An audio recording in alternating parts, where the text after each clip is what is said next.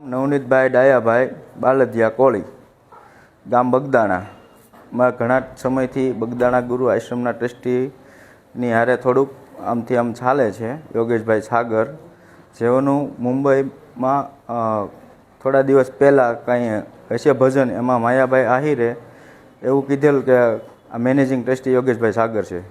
તો અત્યારે હાલમાં કોઈ બગદાણા ગુરુ આશ્રમની અંદર મેનેજિંગ ટ્રસ્ટી નથી. તો મેં આતાને વાત કરી કે આતા આ રીતનું છે કે બગદાણા મેનેજિંગ ટ્રસ્ટી કોઈ છે નહીં. તો આતાએ કીધું કે હું તમને એની માફી ઓલી કરી અને રીલ્સ મોકલી દઉં છું. તો મેં કોઈ એવું એને કીધું નહોતું આતાને કે તમે મને મોકલ્યો, પણ મને આતાએ મોકલી એટલે મેં મારા જાયભાઈઓને મોકલી. પછી બીજા દિવસે એમના દીકરાનો જયરાજભાઈનો ફોન આવ્યો મારામાં કે તું ક્યાં છો ને તને મળવાનું છે. તો મેં કીધું હું બગદાણા છું, આશ્રમે છું, ગમે ત્યારે આવો ત્યારે મળશું. પછી પાછા મારા એક બીજા મિત્ર છે રામભાઈ વાળા કરી, તો એમને મળ્યા. એટલે એમનામાં ફોન આવ્યો કે ભાઈ આ કોણ છે ને શું છે.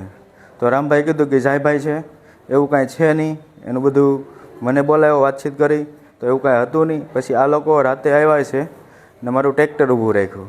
ટ્રેક્ટર ઊભું રાખી અને ટ્રેક્ટરમાંથી છાવી કાઢી ગયા. મારા છોકરાનો ફોન આવ્યો કે પપ્પા કોઈ આપણા ટ્રેક્ટરમાંથી છાવી કાઢીને ટ્રેક્ટર ઊભું રાખીને અહીંથી વહી ગયા છે. તો હું ત્યાં ગયો, તો પછી ગાડી પાછળ ગાડી લઈને હતા, વેરના ગાડી હતી, અને એની પાછળ હું ગયો. તો પછી એ લોકોએ ગાડી આગળ જવા દીધી. તો પછી પાછળ મારી પાછળ ગાડી આવીને કે તું કેમ અમારી રેકી કરે છે. તો એમાંથી 4 જણા ઉતરી ખાલી એટલું બોલી અને ધોકાને પાઇપે મને મારીને હાથે પગે બધે ઈજા કરી છે. પછી થોડી વારથી કે બીજી સ્વીપ ગાડી આવી, તો એમાંથી 4 જણા ઉતર્યા. તો એ લોકોએ ધોકા પાઇપ કાઢી અને મને બધી જગ્યાએ માર્યો છે. અમારા હાથે ફ્રેક્ચર આવ્યું છે, 2 પગ, બે હાથે, પાછળ, કમરના ભાગે બધી જગ્યાએ મને મારેલો છે. ત્યાર પછી અમે અહીંયા હનુમત હોસ્પિટલમાં એડમિટ થયા. પછી સાહેબ બગદાણા પોલીસ સ્ટેશનમાંથી અમે અહીંયા આવ્યા હતા લખવા, એટલે એમાં ફરિયાદ આપી છે.